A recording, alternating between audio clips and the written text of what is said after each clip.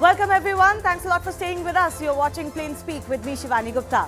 The Congress party has once again trained its guns on not just the BJP, which is the political opponent, but also the RSS, the fountainhead of the latter.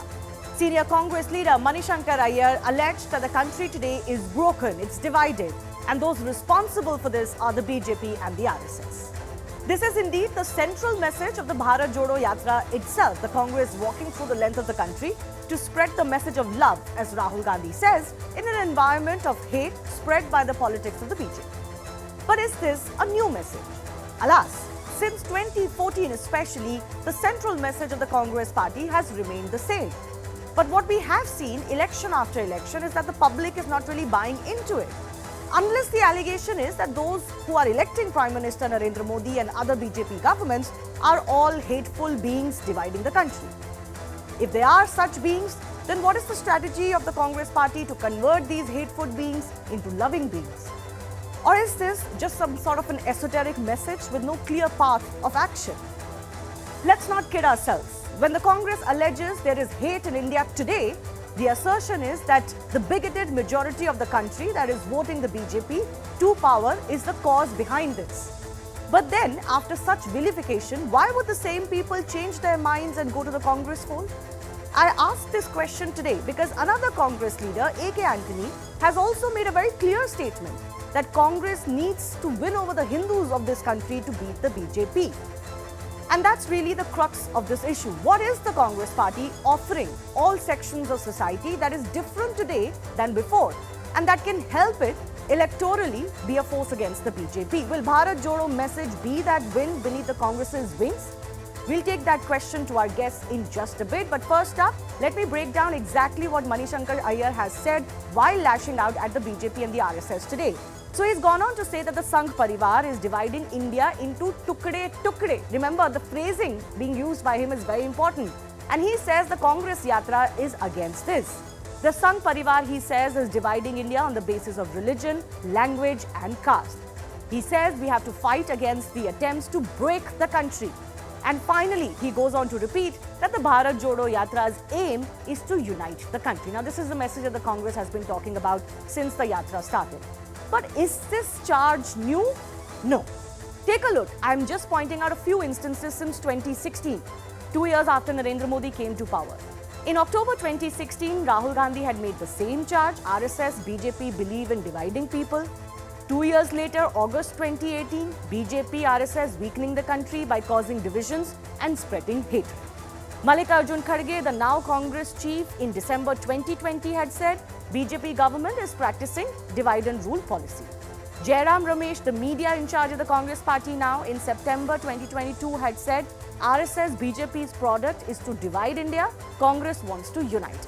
This was the start of the Bharat Jodo Yatra, so I'm also highlighting another statement by Rahul Gandhi in September 2022, where he said RSS BJP spread hatred, will not allow their ideology to divide the country. So the simple question that we're asking today is, in this battle between the Congress and the BJP and the RSS, what's new? When the Congress claims today that Bharat is broken, is it because they are not in power for the first time in many decades since independence?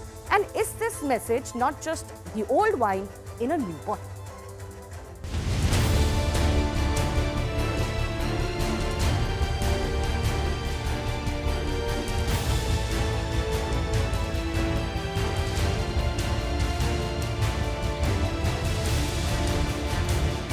धर्म के आधार पर, भाषा के आधार पर, जाति के आधार पर, संस्कृति के आधार पर भारत को टुकड़े टुकड़े बनाने वाले ये संघ परिवार के लोग हैं।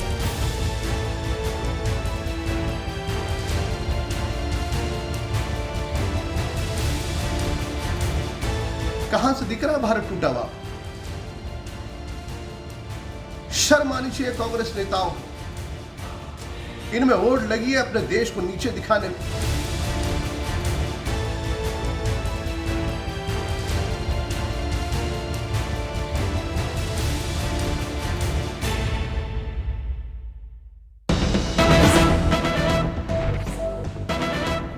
After Mani Shankar Aiyar, Mallikarjun Kharge, the new Congress chief, has also attacked the RSS and the BJP. He's gone on to say that the RSS and Modi will try to impose dictatorship in the country. Let's first listen into what he said. एक ही संदेश हमारा होगा, वो ये है कि यहाँ के सभी लोग मिलकर इस देश के लोकतंत्र को बचाना है, इस देश के संविधान को बचाना है। ये हमारा मेन कर्तव्य है, ये अपना कर्तव्य है। अगर इसको नहीं बचाएंगे तो ये बीजेपी के लोग, आरएसएस के लोग और मोदी जी इस देश को पूरा बर्बाद करके, लोकतंत्र को खत्म करके वो डिक्टेटरशिप के तरफ जाने की कोशिश करेंगे।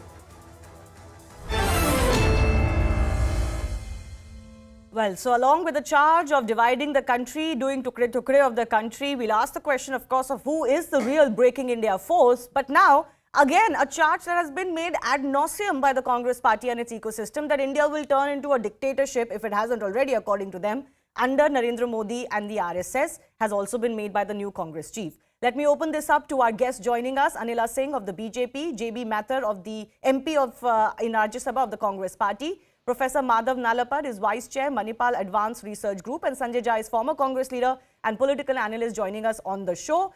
JB Mathur, let me come to you first up. Is this not all something we've already heard for the last 8 years? What is new in what the Congress party is saying today? Let me make it very clear that today is the 138th foundation day of Indian National Congress. And Indian National Congress has been very clear on what our ideology has been, what our stand has been, how this country, our forefathers has seen our country to be, and what it is there in the constitution. So as far as we are concerned, we are very clear. We speak the language of love. Congress party speaks the language of love. Rahul Gandhi speaks the language of love. And Bharat Jodo speaks the language of love. Whereas, on the other hand, what is it that we see? On this last Sunday, BJP MP Pragya Singh Thakur made inflammatory remarks, which is to incite violence between different communities. Earlier, we saw BJP MP Parvesh Verma. He called for a total boycott, that no one should buy anything from one community. I mean, there's another former BJP MLA, Sangeet Som. He said all these people are inciting violence, making such inflammatory comments, whereas Congress party has been, right from 1885 till date, we have been standing for the country's unity, to make every inch of this country stay united. Every person, what language they speak, what religion they follow, what food they eat, what dress they wear, that we want, Congress party wants everyone to stay united. Yes, and you that is mentioned very a couple clear of, one second, aspect. JBG, I have a follow-up question. You mentioned a couple of inflammatory speeches made by BJP leaders. There's a speech made by your leader, Imran Pratapgarhi also, where he's also addressing a certain community and saying that, before you get killed, kill a few others. So you cannot be selective when you quote inflammatory speeches. But I'm not going by that. My central question to you was that what is new in what you... He has never made any such comments. He has not made any such comments. I refute There is a video doing the rounds, but I'll take your word for it. I'm not discussing that comment today. But that's the charge that has come in against the Congress party, that their own leaders have also been caught making inflammatory speeches. But my question to you was different. My question to you is, this is the same plank on which you've been opposing Narendra Modi and BJP and RSS for the last 8 years. Today, Mallikarjun Kharge says that if you don't defeat him, then constitution will go away, democracy will go away, dictatorship will come. But madam, the public is not believing you. You've been raising this fear and paranoia, but the public is not believing you. Why is the Congress party not thinking of something new to attack Narendra Modi on? See, the idea is not, or the issue is not whether what to be attacked. Okay, the idea is we need the idea of India to remain, the idea of unity and diversity to remain. And then we are definitely, the people are scared. People are actually understanding that there is a threat in the air. That if they say anything against the regimen which is ruling the current ruling administration, then there's all kinds of ED, CBI, CID, everything behind them. So there's kind of a total dictatorial tendencies in the and to your question, I don't understand that how you can say that just because that we say something 7 years or 8 years back, we cannot say it now. What we believe in, we'll continue to say all our lives. As long as India No, exists, I am these will saying matter. politically. The reason I ask you this question, fair enough. You're saying what you're saying 8 years ago stands true today. Fair enough. But I am The saying fight that will this continue. charge, I mean, this what we charge believe in, against our fight Narendra will Modi, continue. RSS and BJP, that they're dividing the country, and the fact that they're going to they're going to completely do away with democracy, is not something that the public is believing in, ma'am. Is this Of not course, see, hyperbole they are. of How the you can worst say public kind? is not Is this believing? also Public not, let me phrase this way, is this also not in other ways spreading fear, insecurity and paranoia in the country? No, in a way, when there is paranoia being created by the ruling administration, if the opposite, it is the rightful duty of the opposition to speak, to say that no, this is not how it should be, and it is not right to say that this is the only thing we are raising. We have been raising many issues as far as Congress party has been concerned. The list of the issues which we gave at the onset of this parliament itself lays down all kinds of issues, right from I economy to remember the inflation Congress to party China, very, very Chinese aggression. We have been vociferously. raising all issues. Only thing JBG, is there that are here in this parliamentary, regime, we are not allowed to what say gets anything. debated day to day when parliament session begins is another issue. But I'm talking about the larger strategy of the Congress party, where I remember very clearly before 2019, the Congress vociferously raised issues of Rafale deal, of corruption against the Prime Minister directly. What happened to those charges? Now you don't talk about it? We have been continuously raising on the issues of corruption. We have been continuously raising on the failure of this government in curbing inflation, in price rise. We have been raising as and when each issue comes up, we have been raising. Okay. So, Can I but open some this up to issues some will of our always other be guests? raised, And JB continue Mathur, I'll to come raise. back to you. Anila Singh of the BJP, please respond. You must have heard what Mani Shankar Aiyar has said today. It's interesting, he's using the term tukde, which the Congress party till today used to feel very, offended by because of the entire JNU episode, post which Rahul Gandhi went to JNU and several of their members have been in support of what had happened or seen backing the people involved. One of those individuals involved in that JNU episode is actually now part of the Congress party. But leaving that aside, two big charges. The BJP and the RSS continue to divide the country. That's their central message. And now Mallikarjun Kharge says, if Narendra Modi continues, you will turn this country into a dictatorship. My Ram Ram to everyone. सबसे पहले अंग्रेजों की खड़ाऊ लेकर सत्ता चलाने वाली Congress party को उसकी फाउंडेशन डे की ढेर सारी बधाइयां. So these are the people who have learned divide and rule from Britishers, and that type of politics they inherited from them and they carried it out. So the thing is, when we talk about division, divisive politics, it is what Congress has done in our country and what Congress is doing in our country. मैं बताती हूँ शिवानी, नफरत की राजनीति की बात जो इनके अध्यक्ष कर रहे हैं, नफरत क्या होती है. कश्मीर में हिंदुओं के साथ क्या हुआ? कश्मीर में हिंदुओं के साथ वही हुआ जो ज्यूज के साथ हिटलर ने किया. So if he compares Narendra Modi ji with Hitler, then he has to come out and answer about the leadership of his own party during their time, how the Hindus had to face the wrath in Jammu and Kashmir. They are not going to answer that.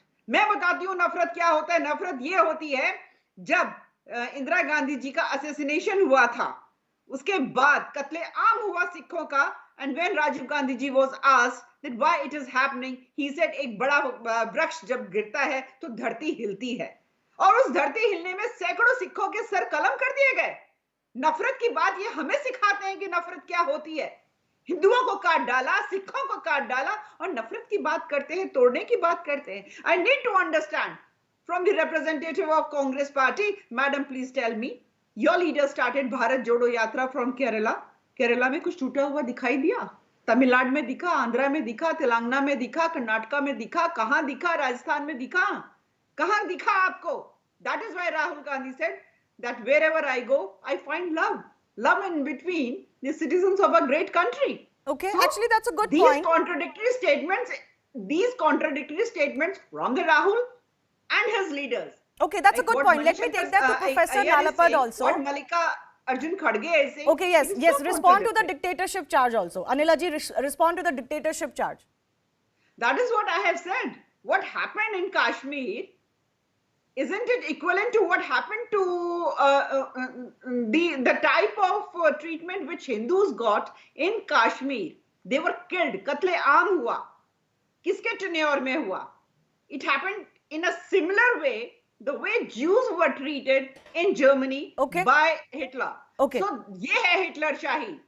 Okay, जवाब okay, all right, देंगी. all right. जवाब देंगी Professor Congress की Madhav representation यहाँ Nalapad, पे. you know, one point that the BJP does raise is that on one hand you say that when I go across the country there is only love, the public is not into hatred. On the other hand, now senior Congress leader says that Bharat is broken, that India is broken. Only one of them could be true. Look, I'd like to say very clearly that the Narendra Modi was not made prime minister because of the votes of the RSS. It was by the votes of the Indian voter, all the voters, whether RSS or not, and a lot of those votes were also of different communities. So that's a reality. Uh, the second thing is, I mean, the Congress party. Jemmy Mehtar is quite an outstanding parliamentarian, and I'm delighted the Congress party has basically nominated her because she comes from a family that has really done a lot for the party. But I'd like to say that the Congress party, after 1947, they seem to have tried to forget the issue of partition. It is a fact that the country was partitioned on the grounds of religion. Religion. It cannot be. You cannot run away from that and say Pakistan is like, it is like Egypt or some other country. It is a country torn away from India, and why? For on religious grounds. From that point of view, Kashi, Mathura, and Ayodhya are the key holy sites of the Hindus. Like, for example, for the Muslim community, and I'm proud to say that my mother converted to Islam and she was a proud Muslim to her very end. I'd like to say that Kashi, Mathura, and Ayodhya are the Makkah, the Medina, and the Al Aqsa of the Hindu community. Why, after 1947, a country that was partitioned, nothing was done about these three? Now, what is happening is if you ignore this reality, the reality of partition, the reality of the wound of partition, and then you ignore the fact that there is need for some retributive action Or if you take. reclamation. Let me tell you one problem. All the laws that are being used today, I mean, which Mr. Rahul Gandhi is talking about, are laws that were framed during the Congress party. Mr. Chidambaram was very good at framing laws that could get anybody in trouble at very short notice on any excuse. So these are laws created by within the Congress party, and a lot of the laws were created by the British and still maintained. I have long said these colonial laws should be abandoned. Most of these regressive laws should be abandoned. No, so They have Professor Nalapad, you know, the question that I'm asking is twofold. I mentioned that in the start of my opening. Is it that India is broken today in 8 years of Narendra Modi's rule, but it was all fine, hunky-dory for the 60 years before that when Congress was into power virtually for all of it post-independence? No. Most of the biggest riots in India have taken place under Congress rule. You've talked about partition itself. I didn't even want to go that far.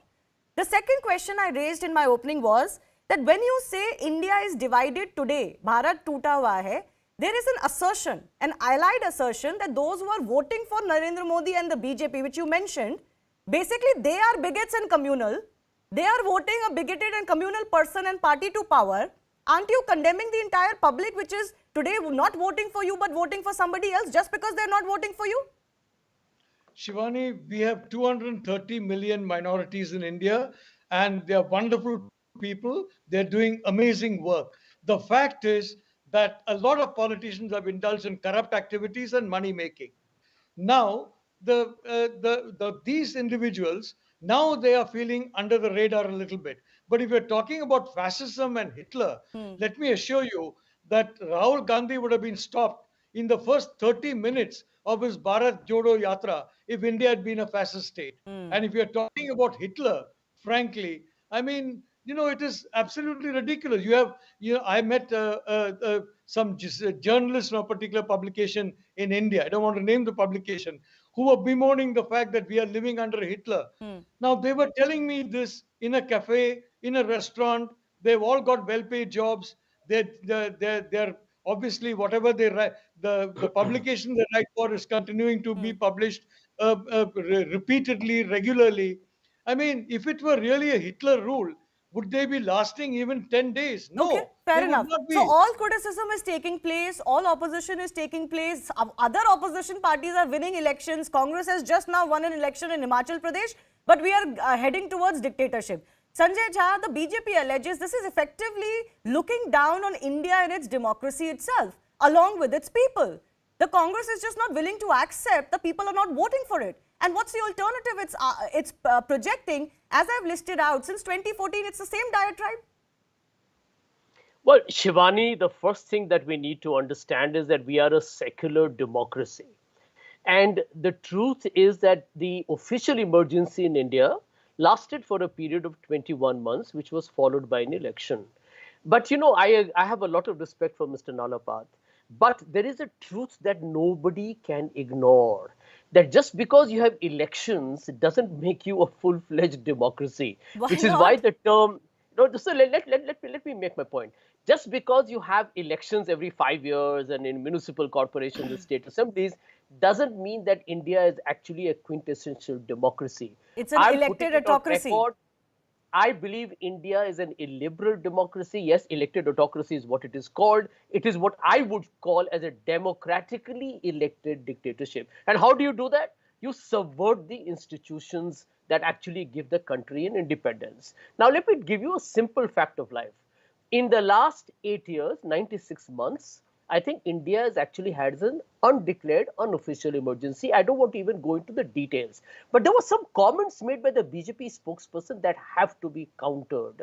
Number one is this, that, she talks about 1984. No one in their right senses will ever condone that mindless, ugly violence. But she's very quiet about the fact when Mr. Modi was the chief minister of Gujarat, the worst riots, which people have called as a state-sponsored genocide, happened under his watch. The Supreme Court of India called him Nero. And Nero is a famous character who looked away while obviously Rome burnt. So that's not a secret anymore. So I think the truth of life is that India is polarized and divided today. And I'll give you only one example. Let's not even go into details. Okay. I'm going to quote to you, Shivani, the Supreme Court of India on hate speech as on October 2022. It will take me 15 seconds. Just here, this is the Supreme Court of India telling Mr. Narendra Modi's government. Hear the words. This is the 21st century. What have we reduced God to? Article 51 says we should all have a scientific temper. In the name of religion, what is happening? This is tragic. These are the words of the Supreme Court of India. Have you ever heard of this anywhere in the world? It's unprecedented. And you have Pragya Singh Thakur talking about weaponizing hate. And 2 days have gone. The Prime Minister is quiet. The BJP has taken no action. Do we need any further proof, manifestation of the hate? No, but my question is, you are picking these two cases, Sanjay Jha, but has worse or equally wrong things not taken place when Congress was in power? Have you forgotten history? I will answer that. And the point that Professor Nalapad is making is that you are continuing to live in this land, that there are no religious issues. You forget just 75 years ago, we were divided on the lines of religion. These issues exist on the ground. They impact the average person's life, maybe not yours and mine, because we are above middle class or middle class, live in urban areas. Yep. So let me answer your question quickly, Shivani. Mr. Nalapad is right, or anybody else is right in saying that were there not problems earlier? Of course there were. We know riots have happened before. We know the Babri Masjid demolition was followed by riots and terrorism made an entry into the country. We also know who was responsible for it. There were riots that happened even when the Congress government was in power. Can anybody deny it? No. I'm the biggest critic of what happened in the 94 riots. I was there in Delhi just a year later. I know how horrendous it was. The point I wish to make is this. At no point in India's political history have you seen a government in power willfully, deliberately, in a calibrated fashion divide the country? The lady from BJP has the audacity to talk about divide and rule that the Congress has learned from the British. Madam, If anybody has been inspired by that ugly politics, it is your party. Okay, let and me you have give an shamed the opportunity country. to her to Shivani, respond. Shivani, Because sorry. yes, Professor Anapat, Once give me an more, opportunity to give to Anila Singh. I have a very important statement by A.K. Antony that I referred to at the start of the show to also run. But yes, Anila ji and then Professor Nalapat. What Mr. Sanjay said, but I need to say one thing here, Shivani, that India has faced three wraths. One from the Islamic invaders, second from the Britishers, third from the Congresses. Until date, we are suffering that wrath. Hindu have always suffered, right from Khilafat movement, we know it very well. He was talking so bad, so ill, so sick about Narendra Modi ji right now. I need to understand one thing here, sir, Truth that hurts. if we compare Manmohan Singh ji and Modi ji, wasn't Manmohan Singh ji was the one who said that Muslims have first right to resources? And I need to ask you one thing, sir. You just stop me if I'm wrong. Has Modi done more to Muslims or Manmohan Singh ji? Has he taken control of mosques? Shivani, Didn't he criminalize triple talaq? Has he stopped scholarship of Muslims? Rather, he has increased it. Has he reversed Sabrimala temple verdict? Has he stopped funding AMU? Has he abrogated Places of Worship Act 1991? Has he reversed Waqf Act? Did he force Muslims to sing Vande Mataram? Has he brought in UCC? No, sir. I can quote 10 more examples. Okay. No, the fundamental question also is that the BJP has had certain issues. No, Anila ji, I have limited time. Ma'am, please, you've made your point. I'll add to that and I'll go to Professor. Just a statement here, ma'am, please. Yes, okay. Just one statement here. Modi ji ने एक काम किया जो इस देश में under confident majority population रहती थी, आज वो अपने आप को कॉन्फिडेंट महसूस करती है, तो ये लोग डर रहे हैं. उस डर की वजह से कहते हैं भारत टूट रहा है. Because in today's date, Hindu feels very confident. Okay. Well, they do say that polarization only takes place when both sides are being heard. When only one side is dominant, there is no polarization. But that's another debate. Professor Nalapat, can I just, with your permission, just play out what A.K. Antony has said? Because I think that's very relevant to the discussion we're having today. This is not in Hindi or in English, but we're running translations for it. So listen.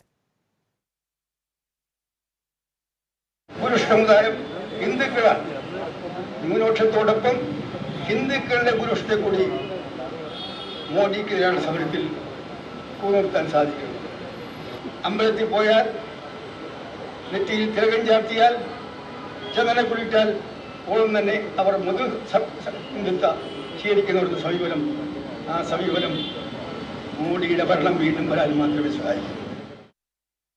I'll just translate once again, and Professor Nalapat, I'll come to you. You know what A.K. Antony has said, and he was the one who did that famous report post the debacle that the Congress party faced in the Lok Sabha elections also, where he also said that there is a perception on the ground. Whether it's true or not is a separate issue, but there's a perception on the ground that the Congress favors minorities more than the majority of this country, and it is losing support because of that partiality, if I can use the word. I'll quote to you what he has said. He has said Hindus have to be brought into the fight against Modi. He has said that Congress needs the support of Hindus if it needs to beat the BJP. If a Hindu goes to a temple and tilak is found on his or her head, alleging Hindutva on them is not fair. Such allegations will only help Modi administration to return to power. And that's the fundamental issue I'm debating. The Congress is accused of vilifying one section as much as you can say the BJP is accused of vilifying one section. No. JPG, I'll give you an opportunity. JPG, I'll give you an opportunity. This is your own leader. That's not right. This is your own leader saying it. JPG, I'll give you an opportunity. Let Professor Nalapat respond. 1 minute. First of all, I'm sure JB will agree. Most of the big temples are under the control of the state. Yeah. Mosques are not, churches are not, gurdwaras are not, and thank God for that.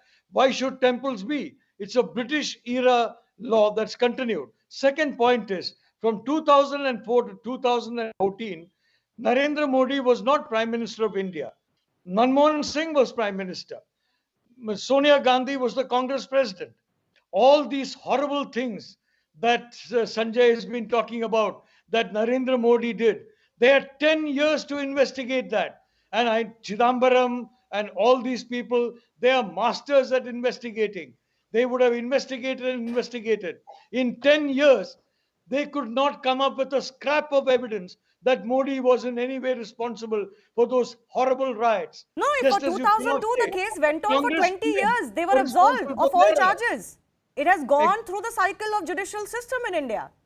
But I am saying now, I go across to JB. JB, your own leader is saying that, you know, to cry Hindutva just because a Hindu is expressing his identity, his belief, or is even expressing his political, want or desire, that is what is hurting the Congress party. This is your own leader saying it. See, Congress party is everybody's party, and Congress embraces everyone, every religion, whether they belong to any religion or whether they don't belong to any religion. Even see those who don't believe in any religion also, we believe that even they should have the equal right in our country. And see, you cannot just take few words from A.K. Antony ji. A.K. Antony ji today said very important thing. He said if BJP comes to power today, it comes to power again, then there will not be constitution in the country. That is the biggest statement he has made. So see, and Congress party is never against any religion. So that's what he meant, that we need everyone. We like yes, that's but what he's also saying is, and see why you are saying you're right. Your policy may be one. What he's saying he is that the perception is against the Congress party. BJP comes to power again, there will not be constitution existing in the country, is what he said. That has larger perspective to I it. ran that Why you're from not Mr. saying Khadge. about that? No, I ran that statement from Mr. Khadge, the new Congress chief, that there will be no democracy left, there will be a dictatorship if Modi continues. That part I have run. Yes, we apprehend that, because see, there is the biggest place where there should be constitutional debate and discussion is parliament, where the BJP do not even allow other opposition MPs to speak on what they want. I've run out of time. The larger MPs question continues, apart from the exercise of the Bharat Jodo Yatra and its messaging, is it something that is breaking the mold that the Congress party has got itself stuck in as far as electoral politics is concerned? Whether it's Kargil ji or whether it's A.K. Antony ji, we will continue to raise our concern whether democracy will exist in this country, and we will continue to fight to ensure democracy exists. All right, I leave it at that. I do thank all of my guests for joining us. Time for a very short break. On the other side, we're putting a lens on interfaith relationships that have come under the scanner recently. From Uttar Pradesh to Jharkhand to Mumbai, there are several brutal cases linked to interfaith relationships or marriages that are coming to light, where women are being murdered quite brutally. We'll shine a light on these cases in just a bit.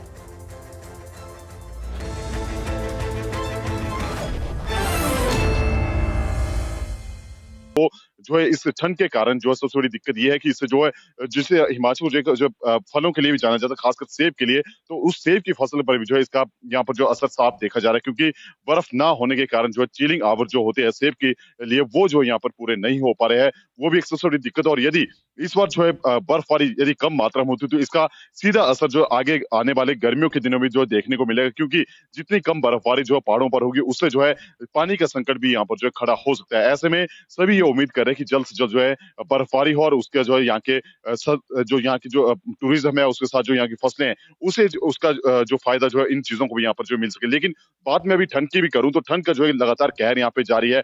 सुबह और शाम के समय जो है तापमान में खासी गिरावट यहाँ पर देखी जा रही है। हालांकि दोपहर के समय जो मौसम साफ है, जिस तरह आप मेरे पीछे ठीक तस्वीरों में देखते हैं इसमें कि मौसम बिल्कुल साफ है और धूप जो है पहाड़ों पे खिल चुकी है, तो आप इससे अंदेशा लगा सकते हैं कि इस तरह जो मौसम यहाँ पे चल रहा है। दोपहर के समय जो तापमान में जो बढ़ोतरी बेशक यहाँ पे देखी जा रही है, तो दोपहर का जो तापमान है वो 15 से 20 डिग्री के करीब जो यहाँ पे पहुंच रहा है, लेकिन जो सुबह और शाम का तापमान है उसमें जो है यहाँ पर खासी गिरावट देखी जा रही है। और मनाली में जिस तरह मैं बात कर रहा हूँ कि मनाली में 5 डिग्री का जो है आज का न्यूनतम तापमान जो यहाँ पर जो अभी का दर्ज किया गया, और इसके साथ ही लाहौल स्पीति में -15 से 20 डिग्री का तापमान वो जो है वहां पर जो दर्ज किया गया। तो इससे आप अंदेशा लगा सकते हैं कि किस तरह सुबह और शाम के समय जो किस तरह जो यहाँ पर जो लगातार जो ठंड बढ़ती जा रही है। जी सचिन जी, शुक्रिया हमें वो डिटेल्स देने के लिए और वो विजुअल्स दिखाने के लिए। I am also going to be crossing over to Shireen, to CNN News 18 Shireen Elizabeth, who's also joining us live from Delhi. Shireen, tell us where you are, tell us about the conditions there, because what the IMD has predicted is dense to very dense fog. Tell us more about the situation around you. Well, today it is in fact much better than what the situation in past 2 days were. There is no much fog here. You can clearly see from here where I'm standing at Vijay Chowk.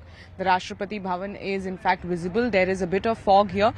For the past 2 days, we have seen how the temperature was about 5 degree to yesterday it was 7 degree, but today right now it is about 10 degree and the sun is also out. So comparatively to the last 2 days, the situation in the national capital is much better.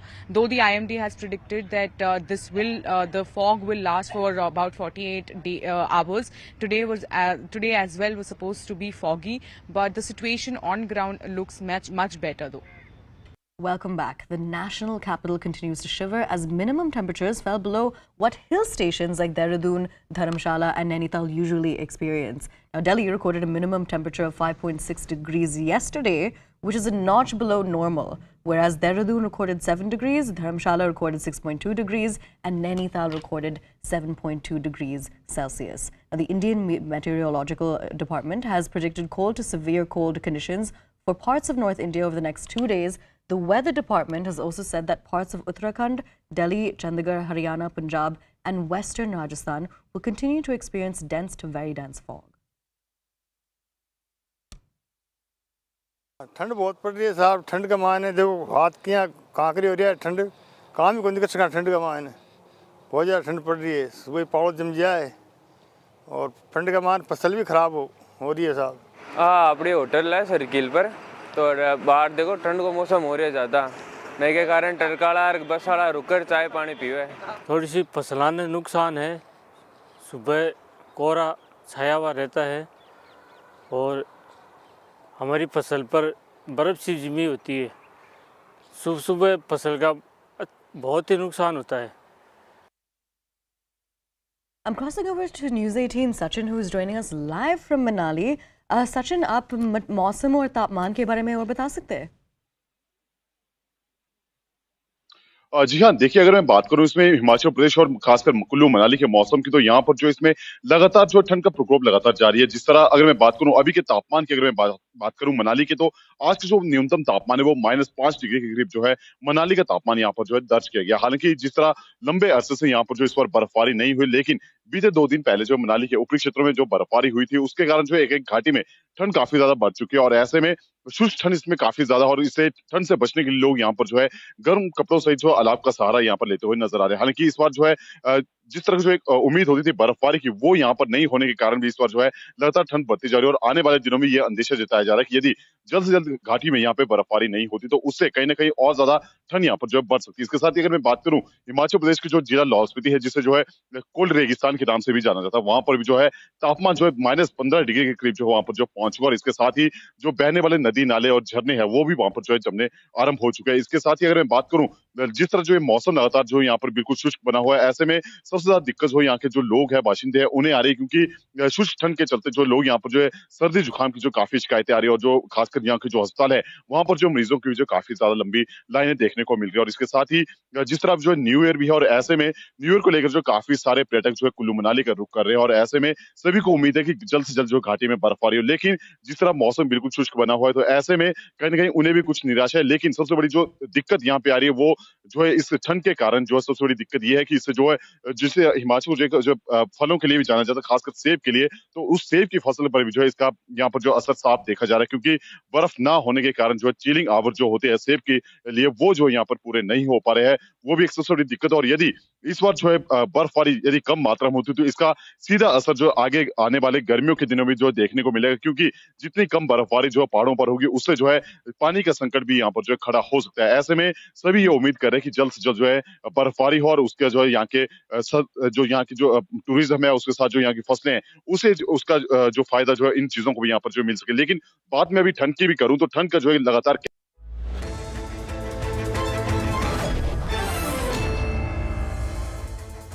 Welcome back. A horrific murder has been reported from Chhattisgarh and has shocked the entire country. A man named Shadab Khan allegedly stabbed a 20-year-old woman 51 times with a screwdriver in the Korba district on Saturday.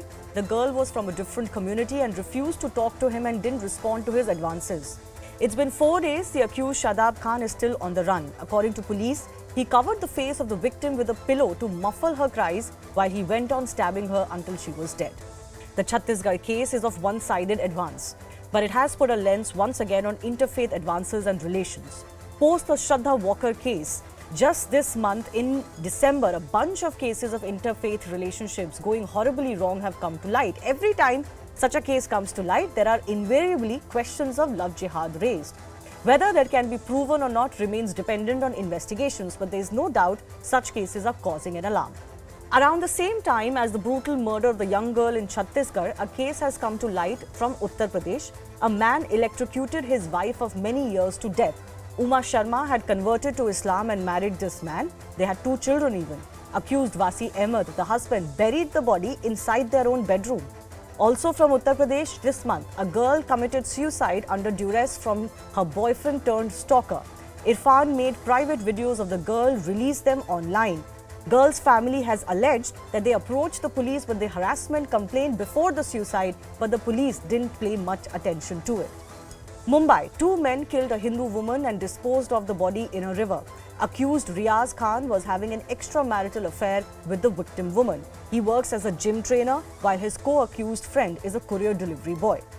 From Jharkhand, a woman who had eloped and married a man was found chopped into pieces. The tribal woman had become the second wife of a Dilbar Ansari. Now the accused man and his family members are under probe for the crime. So the big question we're debating today, with these brutal murders coming to light, there is once again lens on such interfaith relationships. Is something going horribly wrong?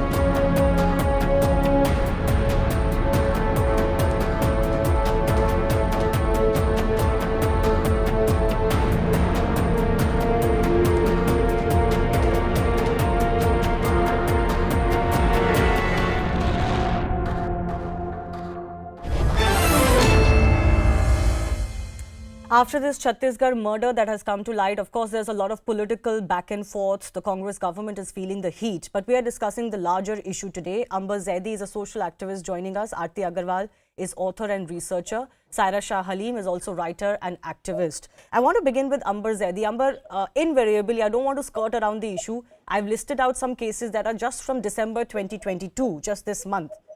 That is not even over. Now, invariably, when these cases come to light, we know that fears of love jihad are raised. Do you believe these fears are legitimate or are they political? Of course, Shivani, I do believe these cases are legitimate because we have proofs and the reported cases in front of us. And how can we deny? But there are some people that who blatantly deny that love jihad is nothing, and the term called love jihad is coined by some extremist Hindu groups, and there is nothing called love jihad. When you talk about this Chhattisgarh girl, she was from a tribal community. The 21-year-old girl named Kusum, sorry. Yes, and she was stabbed 51 times, and how gruesome it is. And on the same day, on 24, UP's a similar case came up with from UP's Lakhimpur Kheri, and a girl was killed by her husband. And there are multiple examples from different states of our country. In Jharkhand also, multiple cases are coming. Various cases are coming every day. Last week also, Rebecca got killed by her boyfriend or a friend, and Ankita set ablaze by Shah Rukh, and there are so many cases coming up, every day. But the main issue is that when you simply and blatantly deny that there is nothing called love jihad, so how will you find the solution? The main issue is that until unless you accept and address the problem issue, exactly, then only you can find a solution. When the responsible people of the country and religious scholar, I would say, they simply deny it, how will you find a solution? They only say that it is a political agenda and it is only created by media. Saira Shah Halim, there is a pattern, some say, that is emerging. That in a lot of these cases, the man happens to be Muslim, the woman happens to be Hindu, and they invariably end in, very, very brutal murders, not just murders, but very brutal murders that are coming to light. And this pattern cannot be ignored anymore. Whatever may be the underlying cause, it needs to be accepted that this is almost a pattern that is emerging. I've listed out 5 cases just from this month. Okay, so good evening, Shivani. Firstly, let me make it very, very clear at the beginning itself that love jihad is nothing but an Islamophobic conspiracy which has been ideated by the proponents of the Hindutva ideology to give proponents of a religion a bad name. Now, I'll make it very clear that here, if you check up the NCRB data of honor killings, across India and especially pertaining to Uttar Pradesh, you'll be alarmed. The number of honor killings that take place at the hands of the girls' brothers, their fathers, their cousin, and here Uttar Pradesh has earned the dubious reputation of having the highest number of reported honor killings. There's no love jihad then. Why can't we treat criminals as criminals? I really don't understand. Why do we need to, fan these flames of Islamophobia and communalism even further? We are anyway facing a lot in the country, and I think we can do without these conspiracy theories that only one political party can benefit from. Okay. Actually, interestingly, you mentioned honor killings. I was going to raise the issue of honor killings as well, because while I've highlighted cases of relationships themselves, where the man ends up killing the woman, and the pattern that some people accuse is that this is flowing one way and not the other way. The other issue is that there is now a heightened scrutiny of these relationships. Honor killings have always existed in India, but recently, even from the Hindu side, for example, there are some allegations that have emerged that they have ended up killing a Muslim man because he was having an affair with a Hindu woman. So those cases have also come to light. So both sides. But because Saira, the issue of honor killings though is different. But my point is that let's look at these two different kinds of killings. One is in a relationship, the one is from the family. If your child is in a relationship, let's keep those separate. Aarti Agarwal, your opening comments, is love jihad a conspiracy or is there a pattern? So, Shivani, thank you for bringing me on. There is definitely a pattern, and maybe some people are waking up only now, but we have been documenting this for the past 4 or 5 years. And every year, we have at least 400 to 600 cases of these kind of issues where the woman, mostly a Hindu or a Christian or a Jain, mostly a non-Muslim, is raped or is murdered and is targeted for her religion and is, becoming the subject of some kind of extreme violence by a Muslim man. There are cases also where Hindu men have been murdered brutally for dating a Muslim girl. Let me point out those cases. We are running details of those cases. We cannot forget the case of Ankit Saxena, which happened in the national capital. Exactly. And possibly it got the kind of attention it did because it happened in the national capital. You would also remember from earlier this year, it was caught on camera. People filmed it when a 25-year-old Hindu man was killed by the brother of his Muslim wife. They had already married, and yet he was killed. And this was in a public street where several people actually watched it happen. But I must also point out, for example, from this month in Kattipala in Karnataka, a case has come to light where a Muslim man has allegedly been killed because of his relationship with a Hindu woman. The allegation is on Hindus.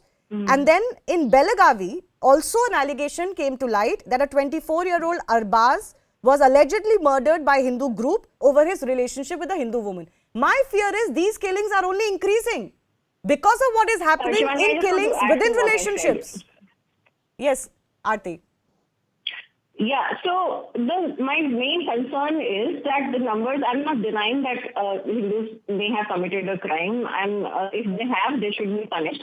My point is that we still have only 2 such cases which you have pointed out, whereas in just 1 minute we can list at least 10 cases of Hindu women and men being murdered and raped. Now, I'll just come straight to what I really wanted to say today, which is that because there are so many, 500 to 600 such cases every year, we need to treat these kind of things as organized crime. These are no longer scattered cases which are disconnected from each other, because we see a clear pattern in the way the girl is targeted, in the way the girl is alienated from her family, in the way the girl is forced to convert or asked to convert or asked to, get into a relationship with the man, and if she refuses, then she's murdered. Even if she marries, sometimes she wants to escape from that marriage, and then she's burned alive or she's chopped up into 50 pieces. So, there is a very clear pattern and methodology.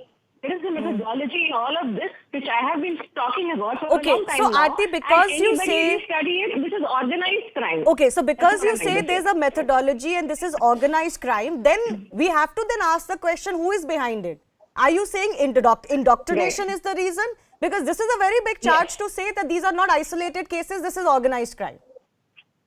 Yes, this is completely a case of indoctrination. Because even if you see, I don't want to go to the subject of genocide, but from asking direction. If you see the guidelines by UN Human Rights, they clearly listen that the targeting of a certain ethnicity or a certain religion cannot be identified in any other way other than patterns being followed in the kind of crimes being committed against them.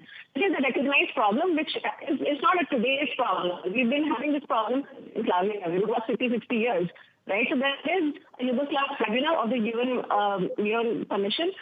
I have listed these 5 points on how people are targeted and what constitutes genocide, and scattered crimes which are targeting a certain community, reducing the population, or No, so you are saying that Hindu women, one second, Aarti, first of all, I wish we could correct your audio. I'm not quite being able to hear you very clearly. I'll request my PCR also to work on that. But you are basically saying that Hindu women are particularly being targeted by, in this case, Muslim men. For what reason? For conversion, for demographic change, for what? Exactly. Yes, for conversion. And this is called jihad for that reason, because jihad is the most violent form of this conversion. If you don't convert, you will face consequences, and consequences are violent. And this is not a subject to be smirking on. This is not something very funny which I'm saying. I think my co-panelist is smirking over here. People have died because of this ideology, and this is something which has to be taken very seriously, and an anti-conversion law at the national level is required. All of this is documented. Nothing I'm saying is literally my opinion. Whatever I'm saying is all documented. We have all evidence. We have the numbers. We have the UN tribunal from Yugoslavia. So, we have everything in place. All we're asking for people to say is, just recognize this as a bigger problem than scattered crimes all over the country. Okay, Saira, you want to respond to that? Saira. See, I will just say, my co-panelist looks that she's heavily influenced by the right-wing propaganda machinery. Again, I'm iterating here. There's absolutely nothing called love jihad. We need to treat a criminal like a criminal. I did not use the word love jihad. I did not use the word love jihad. You look at the records, how many times, there's been intimate partner violence. Forget murders. Look about the domestic violence at home that Indian women face on a day-to-day basis. One by one. Aarti, let her finish. One second, let me finish. Look at the alarming rate of bestiality, absolute bestiality on the hands of the in-laws, and look at female feticide. Look at the violence. Here we look at the numbers. But 1 second, let me look at the numbers. You have 2 numbers. I have 600. You got an opportunity. Now let me talk. Now here we are talking. When you are talking about statistics, I also have data. Here you look at India if you look at the country, it is the highest number of percentage of violence against women, and at the hands of the partner, at the hands of the husbands and in-laws. We are not doing anything over there. And here the consenting adult is a girl who's above 18. So if you were to say that, okay, the girl got misled, or she was kidnapped, or she was a minor, we can understand that. Here we are talking about two people who have been in a long-term relationship. But why are for these more than women 2 or ending 3 up years. dead? Did we consent One to second, get one second. dead? Aarti, one second, one by one. Saira, you are absolutely right. Saira, you are absolutely right that there is a pattern of domestic violence in India. There is a pattern of, partner crime in India, domestic violence by in-laws, etc. My question is that if within that pattern we are also seeing another pattern, why must we shirk our, why must we look away only because it seems uncomfortable? And why are these women ending up dead? I tried to look for cases which were reversed, but I couldn't find them. Everything is being magnified because the partner happens to be from the minority community. So the right wing has nothing better to do. If there is a relationship that has gone kaput and a girl has died, and that is unfortunate. No, she's not died. She's been killed. There's a difference. The girl has been killed, or she dies, or commits suicide, or whatever it is. What happens is the entire lens falls on the other partner. Okay, all right. Can I just hold your thought? I'll come back to you, ladies, for a final comment. I'm getting some breaking updates that are also coming in, and this is precisely what we are discussing now. You can say that this is propaganda, but there are women who are now demanding a law against, quote, love jihad. They have met Maharashtra Chief Minister Eknath Shinde and Deputy Chief Minister Devendra Fadnavis today. My colleague Vinaya Deshpande is joining us. Vinaya, this is in response to the Shraddha case or something else? No, this is not in response to the Shraddha case. These are the women who had been protesting in order to seek a law against love jihad in Maharashtra. And these protests have been going on for quite a while now. So today, all these women went to Nagpur, and under the leadership of BJP MLA Nitesh Rane, they all went and met the CM as well as the Deputy Chief Minister, talking about the law for the state of Maharashtra against love jihad. Now, remember, Maharashtra has already said that it is going to, it has formed a panel with respect to looking into interfaith marriages. Okay. It has also brought about an order, a government resolution for the same. The women today who had been protesting and had been demanding a law against love jihad went and paid a visit to the Deputy Chief Minister as well as to the Chief Minister today. All right. Thank you, Vinaya, for bringing us that update. Yes, Amber Zaidi, you wanted to come in. Please add your comment. What did you want to say? I have final minutes left. Sorry, I could not hear you. Shivani, if you could repeat. Yeah. I'm saying you wanted to add something. Please go ahead. Yeah, I wanted to add, actually, Shivani, what I wanted to say is that we are discussing one of the patterns of crime against women. When the cases are so evident, when the pattern is clear, why can't we simply accept as responsible citizen of the country and as women? We all are women sitting here on the panel, and we are simply denying the pattern of crime, particular pattern of crime against women. When the intention of these relationships is to convert the women. You hide your identity, you change your name, and your intention is to only convert, else you kill the women. And this is the new pattern. Women are being killed. And how can you deny that this is a simple case of crime against women? This is so irresponsible of being a woman. Okay, Aarti, final comments, please. So my comment remains that we simply cannot shrug these things off as somebody died. You know, if somebody is murdered, at least we can be truthful in saying that. And it's not, my co-panelist said whatever, died or whatever. It's not whatever. Somebody was stabbed 51 times. At least have some shame in saying things like whatever. When a woman is being stabbed 51 times and is being, is being stifled. So these are not trivial crimes. These are very serious crimes. The police has been ignoring. The law has been ignoring. The governments have been ignoring. And it is high time we recognize this pattern of crime against women who are mainly Hindu. But there are Christians. Kerala government has given a statement on these crimes against Christian women as well. Yeah. Actually, the whole allegation on love jihad. One second. Saira, I'll give you a final 20 seconds. You said this is Hindu propaganda or whatever propaganda. One by one, please. One by one. I can't hear you. Ladies, I can't hear you. 1 second, please. I would request my co-panelists not to communalize these crimes because but it's they very are unfortunate. communal. Saira, we cannot close our eyes when there is a communal angle. Okay, so the question that I wanted to ask you, Saira, was Saira, the question I wanted to ask you was that actually the term love jihad first came to light from Kerala, where it's not Hindu population but the Christian population that raised these allegations. So is it fair to dismiss this as some sort of a Hindutva propaganda? Saira, please, Saira. Talking about the Hadia case, that case has been dismissed. Not Hadia, there are several thousand other cases. It was proven that it was not a case of love jihad. So it has really proven, and in whichever state it comes from, whether it's come from what you call a BJP majority state or any other state. No, the community. It's the Christian community that first raised this alarm. Whoever has raised the alarm, Shivani, I'm iterating once again, whether it is Kerala, whether it's West Bengal, whether it's Uttar Pradesh, we need to treat a criminal like a criminal. Okay, all right. I've run out of time. We'll see what the investigations reveal. I do thank all of our guests for joining us. With that, it's a wrap on Plain Speak. My colleague Anand is joining you with the right stand.